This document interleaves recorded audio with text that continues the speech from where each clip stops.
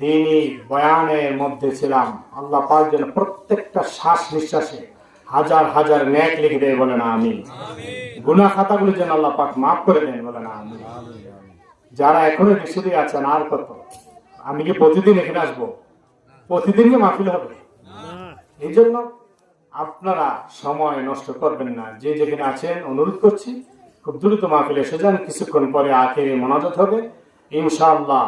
আমরা তারপর মোনাজাত করে তাবারুক নিয়ে বাড়ি চলে যাব।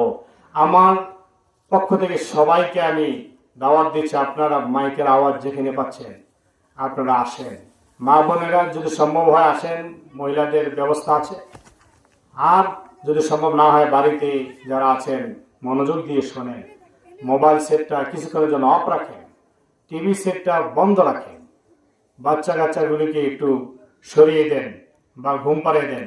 আপনি বসেন কিছুক্ষণের জন্য, ইনশাআল্লাহ লাভবান হবেন, কামিয়াবি হবে। আল্লাহ পাক আমাদের সবাইকে মনোযোগ সহকারে আমলের নিয়ত সোমবার তৌফিক দিন, সবাই বলে আমিন। বন্ধুগণ, পর্দার আড়ালে মা বোনের আছেন, খেয়াল করে শুনি।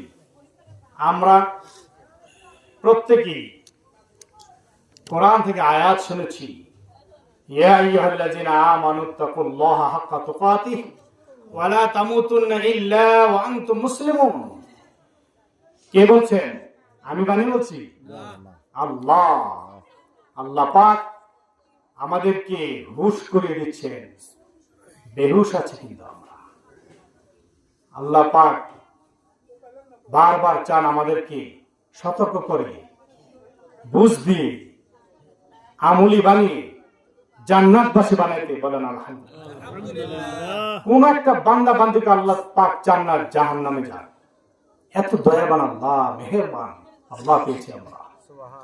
আল্লাহ চান জান্নাতে বানিয়ে নিতে, কিন্তু আমরা তো বেহুশ, আমাদের কোনো সেই হুঁশ নেই। এই জন্যে তরিকত দরকার। কিছু বক্তারা কি ফাটাফাটি ওয়াজ করে, কোরআন হাদিস দিয়ে কি সুন্দর করে বোঝা যাচ্ছে। তাফসীর করা মাহফিল, তাফসীরের তো অর্ডার নাই। তাফসীর করা মাহফিল নাম দেয়, তাফসীরের তো অর্ডার নাই। কিচ্ছা কাহিনী, গল্প কাহিনী বলে মাহফিল শেষ করে দিচ্ছে। বানোয়াট আজগুবি কথা বলে তাফসীর শোনাচ্ছে মানুষদের। তরিকতের লাইনে যারা আছেন, আমরা যারা আছি, আমরা প্রত্যেকেই ভিতরের জিনিসটা, কলিজার জিনিসটা তুলে ধরে, বলেন সুবহানাল্লাহ। কোরআন তেলাওয়াত করি, জাহিরি কি অর্থ এটাও বুঝি, বাতিনি কি অর্থ আছে সেটা খুঁজি। জাহিরি অর্থ বুঝি, বাতিনি অর্থ খুঁজি। আর যারা নাকি শুধু জাহিরি অর্থ নিয়ে আছেন, তারা বিভিন্ন ফতুয়াবাজিতে লিপ্ত আছে। বোঝে না, শোনে না, গভীরে যায় না, ফতুয়া দিয়ে বসে। আমরা তরিকতের লাইনে যারা আছি, আলহামদুলিল্লাহ সবাইকে বলি, যে যে তরিকা আছে, শুধু আজাদিনগর দরবারের এই তরিকা, কাদরিয়া চিশতিয়া তরিকাই নয়, নকশবন্দিয়া মুজাদ্দিদের তরিকা সহ আরো যত তরিকার লোক আছেন, প্রত্যেকেরই জানা দরকার আজকের এই মাহফিল সবার জন্য, বলেন আলহামদুলিল্লাহ। তরিকতের আলোচনা হবে ইনশাআল্লাহ। আপনারা অনেকেই মুরিদ হয়ে বসে আছেন, খবর নাই। মুরিদ কি জিনিস এটাই জানেন না, বায়াত কি জিনিস এটাই বোঝেন না, কিন্তু বায়াত হয়ে বসে আছে। আপনাদেরকে অনুরোধ করব, আজকে শোনেন, গুরুত্বপূর্ণ কথা হবে ইনশাআল্লাহ। যা কিছু আলোচনা হবে সব রেকর্ড, এগুলি সারা বিশ্বে ছড়িয়ে যাবে ইনশাআল্লাহ, বলেন ইনশাআল্লাহ। কোন বানোয়াট আজগুবি কোনো কথা নয়। আব্দুল কাদের জিলানী রহমতুল্লাহ আলাইহি অনেক কিতাব লিখে গেছেন, এর মধ্যে বুনিয়াতুত তালিবিন সবচেয়ে গুরুত্বপূর্ণ কিতাব। ওই কিতাবে তিনি উল্লেখ করেন যে প্রত্যেক ব্যক্তি যারা তরিকতের লাইনে আছেন, প্রত্যেকেরই 12টা ক্লাস অতিক্রম করতে হয়। যে 12টি ক্লাসে উঠবেন, 12 নম্বর ক্লাসে উঠলে তিনি সফল, কামিয়াব। এর আগে নয়। তাহলে 12 নম্বর ক্লাস পর্যন্ত উঠতে হয়। যেমন আমরা স্কুল মাদ্রাসায় দেখি 1, 2, 3, 4 আছে না, এইভাবে একবার degree, honours, masters, MPhil, PhD, কত পড়ালেখা। তাহলে যারা পড়তে চান, পড়ার স্বাদ পান, তারা আরো সামনে এগোন, সামনে যান। ঠিক তরিকত লাইনে এমন লেখাপড়া। কি লেখাপড়া? আলিফ আসা ক খ ন, আধ্যাত্মিক লেখাপড়া। আমার আপনার প্রত্যেকের যে আরেকটা জগৎ আছে, বাতিনি জগৎ, আমার আপনার ভিতরে যে বাতিনি একটা দেহ আছে, এই আসমান জমিন যা দেখতেছেন এর বাহিরে যে কিছু আছে, এই সব কিছু সম্বন্ধে জানার ক্লাস বাই ক্লাস উত্তীর্ণ হওয়ার নাম হচ্ছে তরিকত। বলেন সুবহানাল্লাহ। শরীয়ত, তরিকত, হাকিকত, মারিফত। বন্ধুগণ খেয়াল রাখবেন যে শরীয়ত, তরিকত, হাকিকত, মারিফত বলতে কি বুঝায়, আমি শেষে আসতেছি। আমরা প্রত্যেকেই প্রথমেই একটি ক্লাসে ভর্তি হই, সেই ক্লাসটার নাম হচ্ছে হুশ দরদাম। কি নাম? হুশ দরদাম। হুশ আপনার যতক্ষণ পর্যন্ত না আসবে ততক্ষণ পর্যন্ত আপনি প্রথম ক্লাসে নাই। আপনি প্লে নার্সারিতে আছেন, এখনো ওয়ানে ওঠেনি নাই। হুশ দরদাম, প্লে নার্সারিতে বাচ্চারা খেলাধুলা করে ইত্যাদির মাধ্যমে তারা কিছু শিখে, কিন্তু আসলে ওয়ানে গেলে তারপর পড়ালেখা শুরু হয়। ঠিক যারা তরিকতে নাই তারা এখনো ওই প্লে নার্সারিতে ঘুরে ফিরে করতেছে। আসলে যতক্ষণ পর্যন্ত না কোনো হক্কানি দরবারে গিয়ে নিজেকে সুবদ্ধ করে না দিবে ততক্ষণ পর্যন্ত তার হুশ আসবে না। দরবারে বায়াত হওয়া মানে হচ্ছে হুশ দরদাম। তার বেহুশ ছিল এতদিন, বেখেয়াল ছিল, গাফেল ছিল, এখন তাকে হুশে আনা হচ্ছে। তরিকায় আনা মানে হুশে আনা, বায়াত হওয়া মানে এই মাত্র এখন হুশে আসতেছে, এতক্ষণ বেহুশ। কি বেহুশ? জায়গা জমি, টাকা পয়সা, স্ত্রী, পরিবার, পরিজন, সংসার, বিরাট ইত্যাদি নিয়ে ব্যস্ত। কিন্তু তার যে আরেকটা জগৎ আছে, পরকালীন জগৎ, যে জগতের শুরু আছে শেষ নাই, সেই জগতে তার জন্য অপেক্ষা করতেছে, এর খবর নাই। নিজেকে শুধরানোর খবর নাই, আত্মশুদ্ধির খবর নাই, আমল আখলাকের খবর নাই। এই জন্যে তরিকায় ঢুকিয়ে প্রথম ক্লাস আমাদের নিতে হয়। সেই ক্লাসটা নাম হচ্ছে হুশ দরদাম। হুশে আনিয়ে আগে মানুষদেরকে। যারা বায়াত হয়েছে তারা যদি হুশে এসে থাকেন তাহলে প্রথম ক্লাসে আপনারা আসেন, প্রথম ক্লাস উত্তীর্ণ হবেন। এখন দ্বিতীয় ক্লাসে আসেন। 2 নাম্বার ক্লাস অর্থাৎ দ্বিতীয় শ্রেণী হলো নজর বড় কদম। যাদের হুশ এসে যাবে, নজর বড় কদম, সে নিচের দিকে তাকিয়ে হাঁটবে।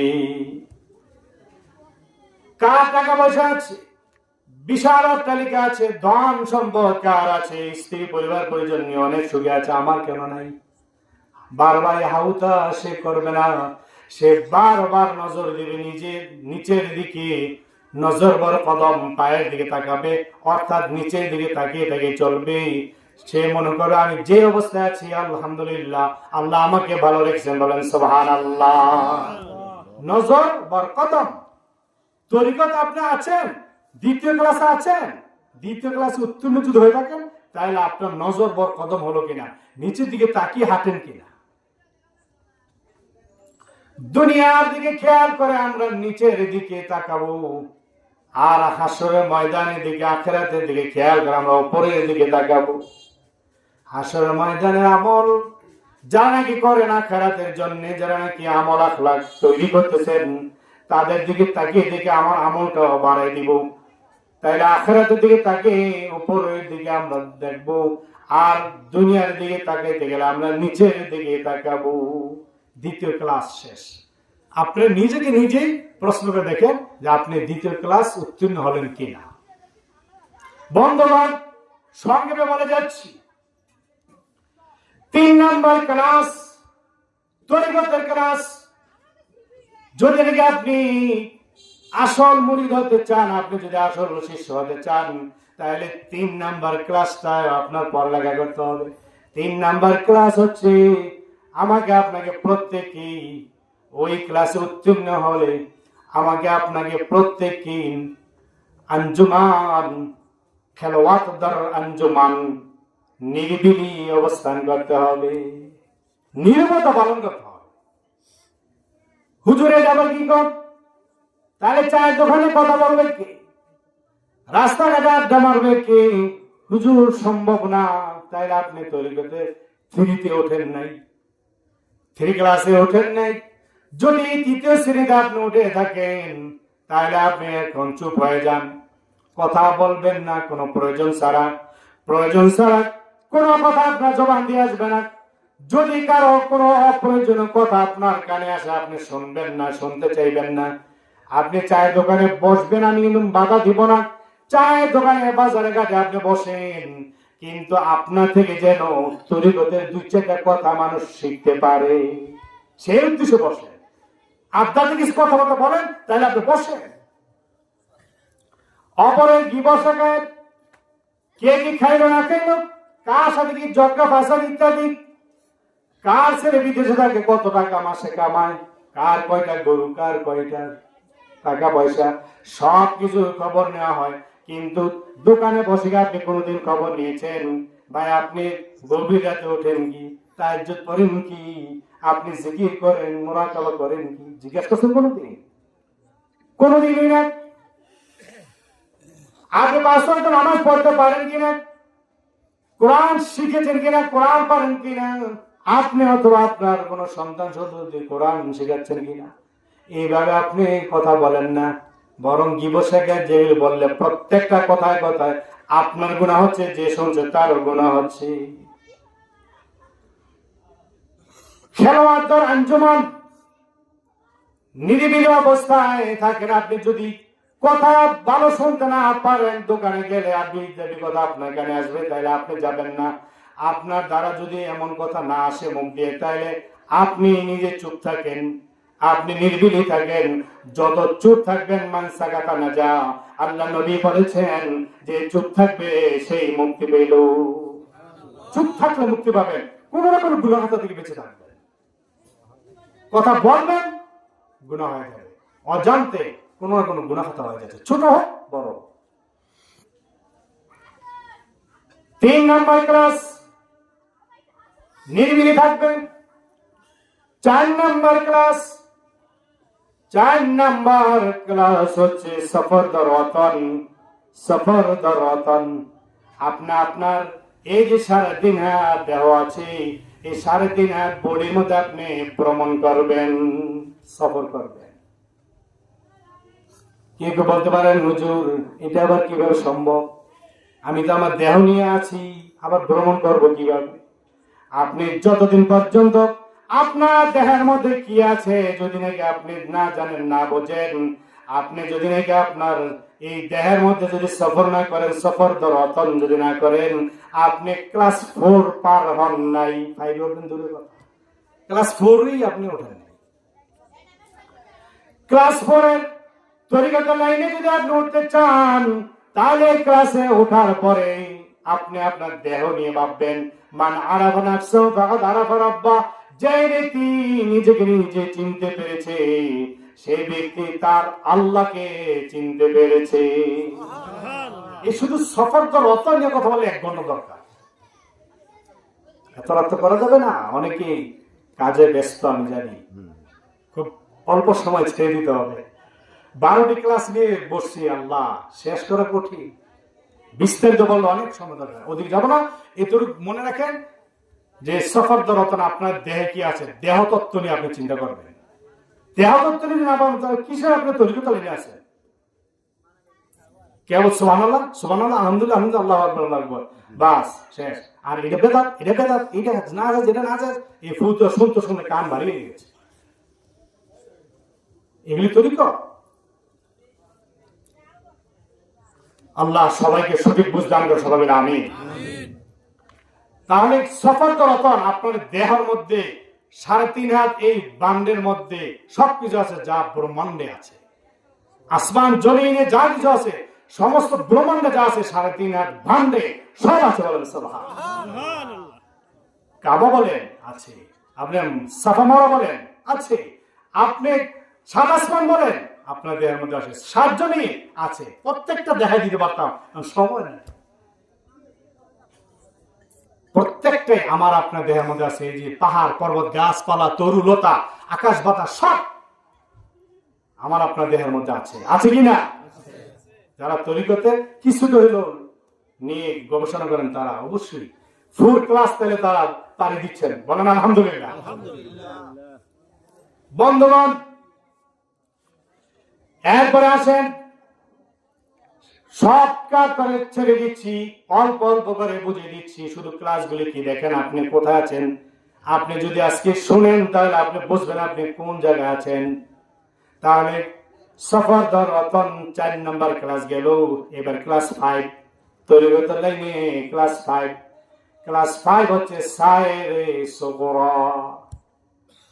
যদি আপনি সফর রতন আপনি সমস্ত এই দেহ ভান্ডারে যা কিছু আছে সব কিছু যদি আপনি বুঝতে পারেন, আল্লাহ তাআলাই তো বলে দিয়েছেন ফি আনফুসিকুম আফালা তুবসিরুন, আমি সব কিছু তোমার মধ্যে রেখেছি, তুমি কেন দেখো না? কেন দেখো না? এই চোখ আছে, ওই চোখ তৈরি করতে হবে। ওই চক্ষু যদি আপনি অন্তর্চক্ষু করতে পারেন তাহলে আপনি দেখতে পারবেন, সব দেখতে পারবেন। সায়রে সুগরা, এই যে ভূমন্ডল, সারা পৃথিবী, মক্কা মদিনা, এমনকি ফিলিস্তিন সহ যত যত জায়গা আছে, বিভিন্ন জায়গায় পবিত্র পবিত্র জায়গা আছে, বিভিন্ন মাজার শরীফ আছে, এই সমস্ত কিছু আপনি এক মুহূর্তের মধ্যে আপনি সাইড করতে পারবেন, সফর করতে পারবেন, যদি আপনি 5ম ক্লাসে উঠতে পারেন। 5 ক্লাস কত মূল্যবান দেখেছে তৈরি করতে পারেন? 5 ক্লাস সায়রে সুগরা বলা হয়। সায়র মানে ভ্রমণ, সুগরা মানে ছোট। এই যে পৃথিবীর মধ্যে, জমিনের মধ্যে আপনি ভ্রমণ করতে পারবেন। আল্লাহর ওলিরা, এখনো আল্লাহর ওলিরা কেউ কেউ আছেন এই বাংলার জমিনে এশার নামাজ পড়েন বাংলাদেশে, কদম বাড়ানোর পরে কিছুক্ষণ পরে দেখেন তিনি মক্কা মদিনায় আছেন। সুবহানাল্লাহ। বন্ধুগণ, শুধু একা নয়, ওনাদের সঙ্গী সাথী সহ মদিনা মক্কা পর্যন্ত বসে গেছেন, এমন নজির আছে। তাহলে দেখা যাচ্ছে এই সায়রে সুগরা মানে জমিনে ভ্রমণ করা। এই জমিনে যিনি ভ্রমণ করতে পারলেন তিনি 5ম ক্লাস উত্তীর্ণ হয়েছেন, বলেন সুবহানাল্লাহ। এরপর আসেন ক্লাস 6 তৈরি করতে। 6ষ্ঠ শ্রেণী কোনটা? 6ষ্ঠ শ্রেণী হচ্ছে সায়রে কুবরা। সায়রে কুবরা, সায়র মানে সফর, কুবরা মানে বড় মহা বিশাল সফর। ওই সফরকে বলা হয় আপনি শুধু জমিনে নয়, আপনি 7 আসমান পাড়ি দিয়ে আসা আজি পর্যন্ত আপনি চক্ষু, এই চর্মচক্ষু বন্ধ করলে আপনি যদি দেখতে পারেন, আপনি সায়র করতে পারেন, তাহলে আপনি 6 ক্লাস উত্তীর্ণ হলেন, বলেন সুবহানাল্লাহ। সায়রে কুবরা, সপ্ত আকাশ পাড়ি দিয়ে সিদরাতুল মুনতাহা আজিম পর্যন্ত যদি আপনি ভ্রমণ করতে পারেন তাহলে আপনি হচ্ছে সায়রে কি? সায়রে কুবরা। এসব ইউটিউবে পাবেন ইনশাআল্লাহ। আপনাদের হয়তো মনে নাও থাকতে পারে, কেউ হয়তো নোট করতে পারেন, কিন্তু নোট করতে না পারলে আপনারা ইউটিউবে সার্চ দিলে, আজাদি দরবার শরীফ লিখে সার্চ দিলে আপনারা পেয়ে যাবেন। এগুলো নোট করবেন, শিখবেন, জানবেন। অনেক স্টাডি করে, লেখাপড়া করে, তারপরে স্টেজে বসেছে, বলেন আলহামদুলিল্লাহ। একটু সামনে আমরা বাড়ি, ওদিকে অনেক লোক আসতেছে, যেন বসার ব্যবস্থা হয়। বলেন আল্লাহু আল্লাহ, আল্লাহু আল্লাহ, আল্লাহু আল্লাহ, আল্লাহু আল্লাহ, আল্লাহু আল্লাহ, আল্লাহু আল্লাহ, আল্লাহু আল্লাহ, আল্লাহু আল্লাহ, আল্লাহু আল্লাহ, আল্লাহু আল্লাহ, আল্লাহু আল্লাহ, আল্লাহু আল্লাহ।